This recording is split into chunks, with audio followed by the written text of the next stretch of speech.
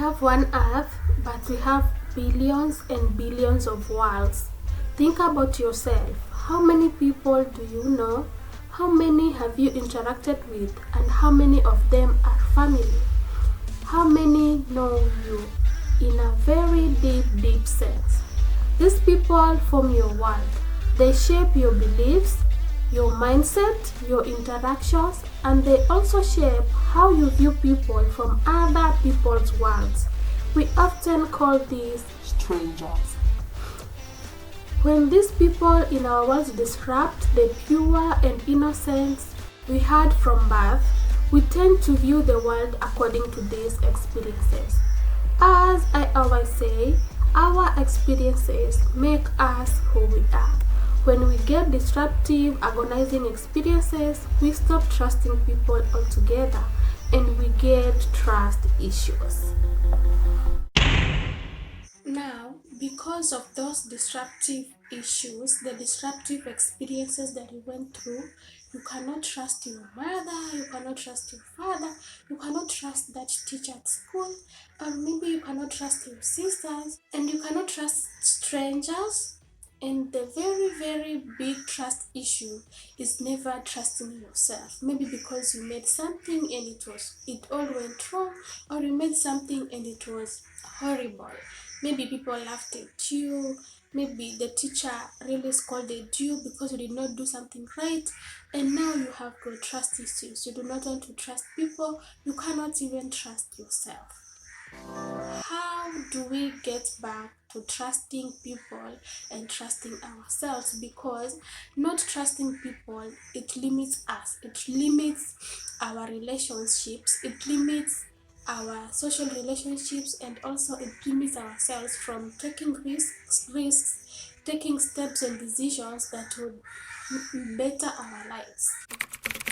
Number one is make a list. Make a list and write down your fears. What do you fear? What do you think will happen when you take a step forward and go out with that stranger to dinner, or maybe a walk, or maybe if it is about yourself, what do you fear about taking a risk, or maybe taking that step that you want to take? What is really limiting you? Because the fear is what is limiting you. We say we have trust issues because we fear when we do trust something will happen. This is because of an experience that happened before.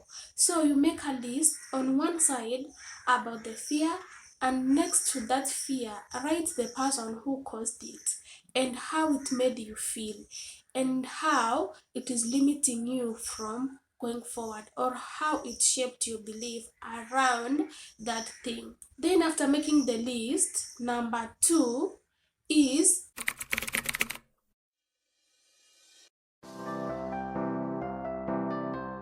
with a new sheet, for every point in the list that you made of a fear and who caused it, rewrite down your statement. Let me give you an example of myself. When I was younger, not that young, I was a teen. So I went to visit someone with my cousin, and when we reached there, that person had a grudge with my mom. I did not know, and my cousin also did not know. We were teens, so we were so pure. We went there and greeted that person. He's a lady, and we said hi, and then said welcome. So we went ahead and welcome into her house. Then she gave us tea. That is normal for hospitality. If someone comes to you, give them water or tea or maybe juice.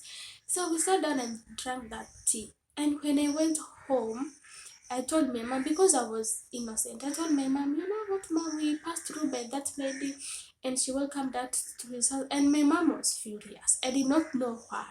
And she told me, never ever go there. And I said, okay, I don't know why. But then after some hours, I started falling sick. I was sick, really sick. So it turned out I had a poison, and I did not eat somewhere else apart from that lady's house. And that experiences, it really made me fear people. because now I don't know their intentions. And that is very weird part of life. You never know what the other person is intending to do to you. So you, as you are with your innocence, you want to trust these people, you want to talk to them, you want to vibe with these people, you want to make stories, laugh until your ribs hurt, but then you hold back. Why? Because you have trust issues caused by someone way back. Who is that lady in my own story? She really made me hold back to people because now I am afraid. I don't know if I go ahead and talk with this person. Maybe the next thing we'll do, it was poison then, but maybe he might vomit a word which will hurt me. Or maybe when I go to a walk with that stranger, who knows what will happen 100 meters from our starting point? Will this person kuliva me, or what will he do to me?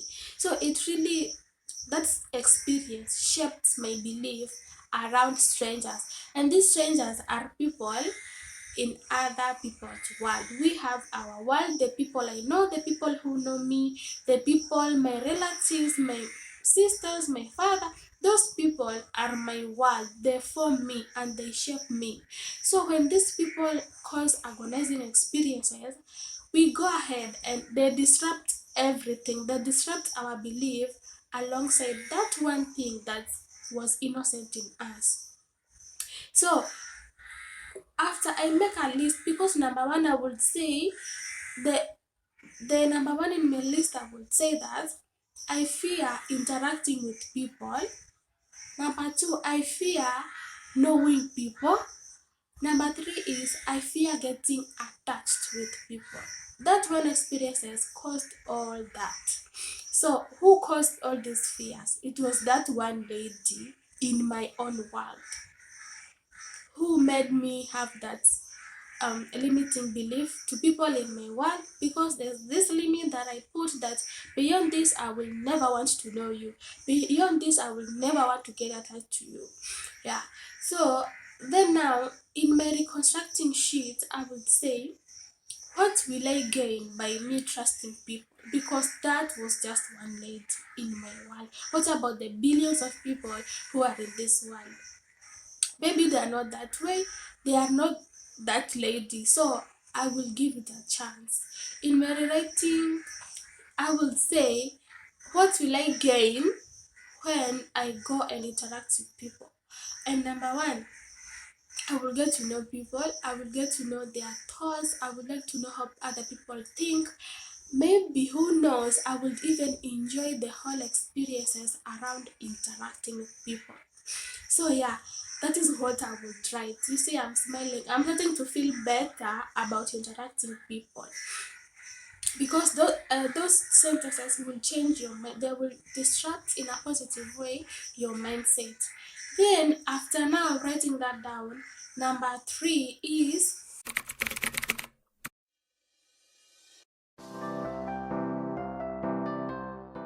know how to trust yourself, because the first 2 points are things that you can, they help you trust other people in your world and also in other people's world. But now, how do you trust yourself? How do you take your journey back into yourself? Because unless you trust yourself, you will never trust people. Not trusting yourself is mostly caused by perfectionism.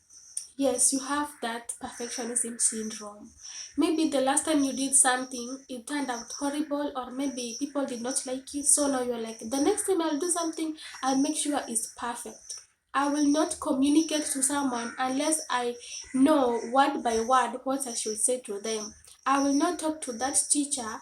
I will not take my assignment to that teacher unless I know all the answers of all my questions. I will not go for that interview, or I will not go for that job application because I want to know, quote unquote, everything. That is perfectionism. And perfectionism is really you hiding around your fear of failure. You fear that you will fail in something because the last time you did it fail. Now, how do you go back to trusting yourself? You can also, maybe that was caused by someone, you can go ahead and list those down. But if it is something that you did that made it you not to trust yourself anymore, number one thing that you can do is that you should know in your mind that you will fail for sure.